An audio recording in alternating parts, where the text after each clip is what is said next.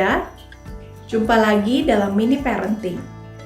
Dalam acara ini akan dijelaskan beberapa tips pendek bagaimana mendampingi anak yang telah dianugerahkan Tuhan dalam kehidupan pernikahan kita. Saya, Dewita Karema Sarayar. Pada kesempatan ini, saya akan membahas tentang anak hebat, orang tua hebat. Semua orang tua pasti ingin memiliki anak yang hebat. Bagi ayah bunda, apa definisi anak hebat itu? Definisi anak hebat itu bisa jadi yang pertama, anak yang berprestasi, anak yang punya koleksi piala atau penghargaan di bidang akademik maupun bidang seni dan olahraga karena pencapaian yang dia dapatkan. Atau anak hebat bisa juga berarti anak yang penurut. Orang tua pasti senang ya punya anak yang penurut. Atau bisa juga anak hebat itu diartikan sebagai anak yang pintar. Orang tua pasti bangga jika anaknya punya daya pikir atau daya tangkap yang lebih baik daripada teman-teman yang lain.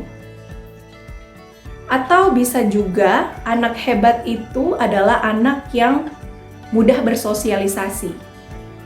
Anak yang mudah berteman dengan siapa saja, mudah berbagi, dan juga mudah untuk menyesuaikan diri dimanapun dia pergi.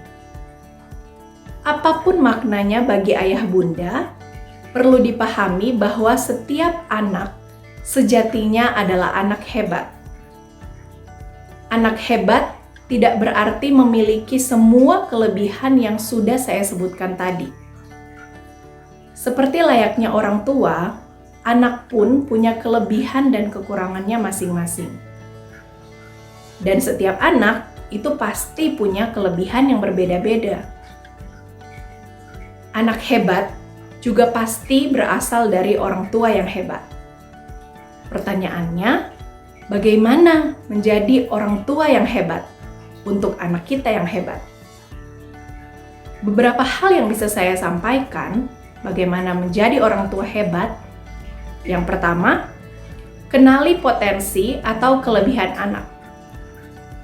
Sebagai orang tua yang dekat dengan anak, tentunya kita bisa mengamati potensi atau kelebihan yang dimiliki anak.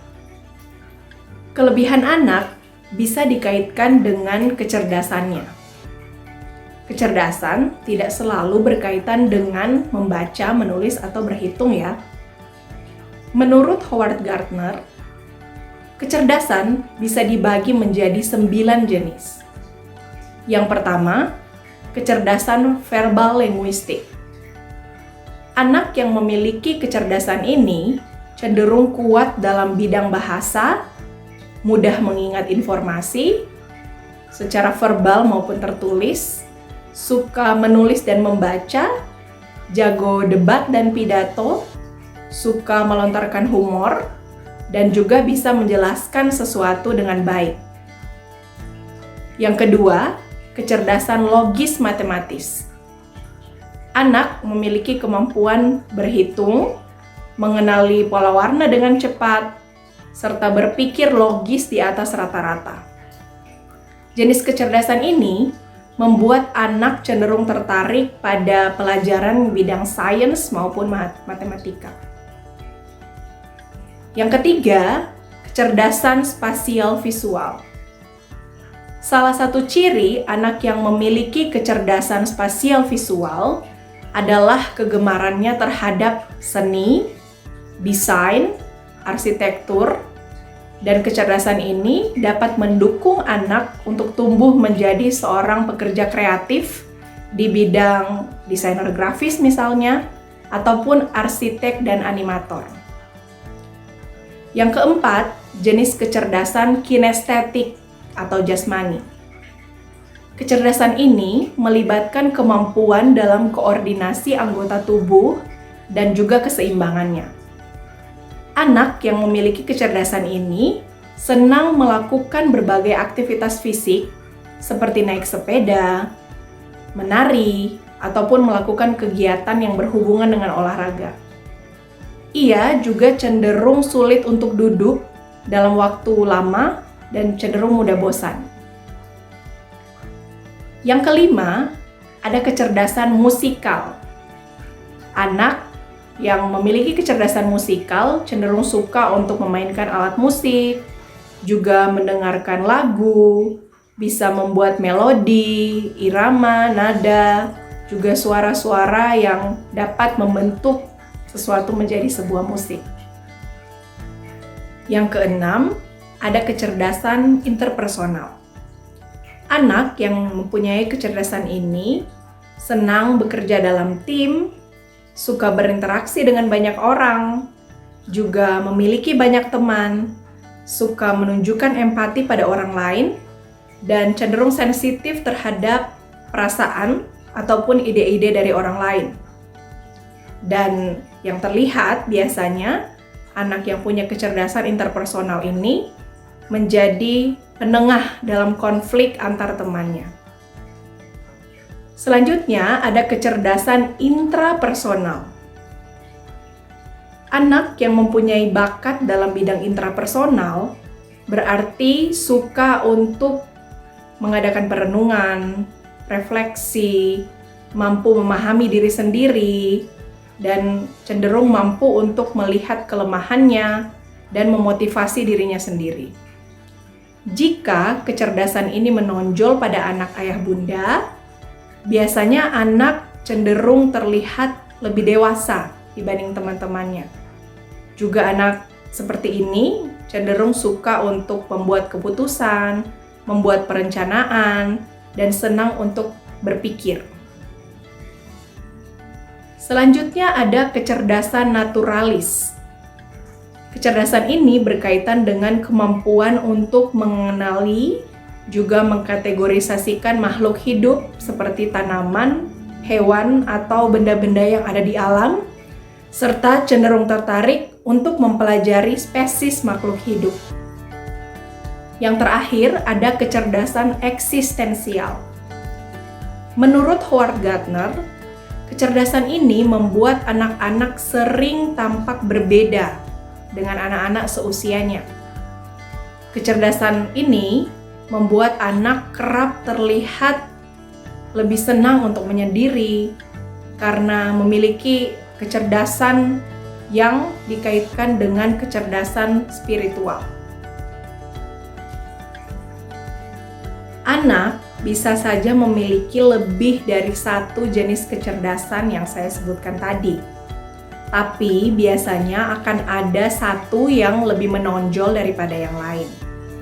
Kira-kira anak ayah bunda masuk kecerdasan yang mana ya? Setelah ayah bunda mengenali jenis potensi atau kecerdasan yang dimiliki anak, ayah bunda selanjutnya perlu untuk menerapkan stimulasi yang dapat mengoptimalisasi kemampuannya tersebut. Jika anak ayah bunda cenderung memiliki kecerdasan dalam bidang verbal linguistik, maka ayah bunda perlu untuk sering mengajak anak membaca buku cerita ataupun sering mengajak anak untuk membuat cerita dengan cara menceritakannya dengan lisan maupun bisa juga dengan tulisan. Jika anak ayah bunda cenderung memiliki kecerdasan dalam bidang logis matematis, maka ayah bunda perlu untuk sering-sering melakukan permainan yang bersifat analitis. Bisa juga melakukan kegiatan yang mengasah kemampuan berhitung. Juga mungkin perlu untuk mengunjungi museum, ilmu pengetahuan atau sains yang bisa mengembangkan kemampuannya. Selain itu bisa juga untuk melakukan kegiatan eksperimen sederhana di rumah. Selanjutnya, jika ayah bunda punya anak yang cenderung punya kecerdasan spasial visual, maka ayah bunda perlu untuk sering melakukan kegiatan menggambar, melukis, bermain warna, bermain puzzle, bermain lilin-lilinan, atau kegiatan lain yang mengasah kemampuannya untuk membangun sesuatu. Bila anak ayah bunda cenderung memiliki kecerdasan kinestetik atau jasmani, maka perlu banyak dilibatkan dalam kegiatan yang memerlukan aktivitas fisik, seperti olahraga, kegiatan menari, atau juga kegiatan seni teater. Bila ayah bunda punya anak yang cenderung punya kecerdasan musikal, maka perlu untuk sering mengajak anak mengenal banyak jenis alat musik, juga bisa mengajari anak menganalisis perbedaan suara saat orang berbicara atau saat orang menyanyi, juga mengasah kemampuan anak mendengarkan suara yang ada di alam, atau juga bisa dengan bermain menciptakan lagu. Selanjutnya, bila anak ayah bunda memiliki kecerdasan interpersonal, maka potensi ini bisa dikembangkan dengan cara sering membiasakan anak bermain dengan teman sebaya, atau juga sering mengajak anak untuk keluar rumah, mengunjungi tempat baru, atau mengunjungi suatu komunitas atau pertemuan sosial. Bila anak ayah bunda cenderung punya kecerdasan naturalis, maka anak perlu sering diajak keluar rumah, bermain di alam, agar dapat dikenalkan dengan berbagai nama hewan, tanaman, juga jenis makhluk hidup lainnya yang ada di alam semesta. Ayah bunda juga bisa mengajak anak untuk mengumpulkan jenis-jenis serangga, juga daun, batu, atau benda-benda alam lainnya. Dan terakhir, ketika ayah bunda memiliki anak yang cenderung punya kecerdasan interpersonal dan eksistensial, nah maka perlu untuk sering mengajak anak berdiskusi tentang diri sendiri, atau mungkin sering mengajak anak untuk berefleksi tentang apa yang dirasakan atau yang dia pikirkan, dan juga bisa diajak untuk berdiskusi tentang hal-hal abstrak yang diminati anak. Selanjutnya, setelah ayah bunda memahami potensi anak, juga melakukan stimulasi untuk anak, hal selanjutnya yang harus dilakukan sebagai orang tua hebat adalah bangga terhadap anak ayah dan bunda. Pahamilah bahwa anak itu unik. Jadi, hindarilah untuk membandingkan anak ayah bunda dengan anak lainnya. Tanamkan selalu dalam pikiran ayah bunda bahwa anak punya keistimewaan sendiri, sehingga tidak perlu untuk dibandingkan dengan anak lainnya. Banggalah dengan bakat atau kehebatan anak ayah bunda, karena anak yang sudah hadir dalam pernikahan ayah bunda adalah anugerah Tuhan yang luar biasa. Demikian yang bisa saya sampaikan mengenai anak hebat, orang tua hebat. Ingatlah bahwa anak yang hebat itu pasti memiliki orang tua yang hebat juga. Bila ayah bunda memerlukan tips lain, silahkan menuliskan di kolom komentar. Sebagai penutup, ingatlah, bila kita ingin berhasil menjadi orang tua yang bijaksana untuk mendidik dan mengasuh anak kita, maka kita perlu selalu memberi waktu yang memadai dan beraktivitas bersama mereka. Dan bila ayah bunda membutuhkan ide, gagasan, atau inspirasi tentang aktivitas bersama anak, silahkan lihat di acara Geku-Geku di kanal YouTube GKI. Tuhan memberkati kita semua. Sahabat, mari dukung pelayanan dan pekabaran Injil melalui YKB dengan membagikan link acara ini kepada sebanyak mungkin orang. Dukungan juga dapat saudara lakukan dengan mentransfer dukungan finansial ke rekening BCA ke nomor 450 305 2990 450 305 2990 atas nama Yayasan Komunikasi Bersama.